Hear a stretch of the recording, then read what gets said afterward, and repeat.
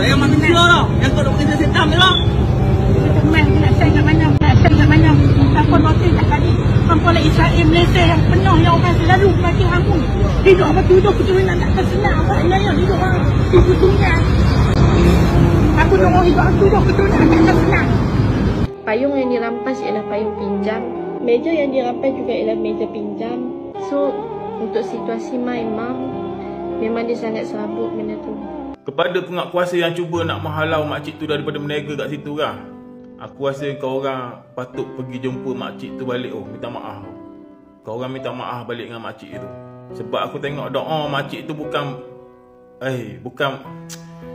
doa biasa-biasa tu. Tapi kau perhatilah hidup kau selepas tu. Selepas kau kena doa dengan makcik tu, banyak senang ke banyak susah?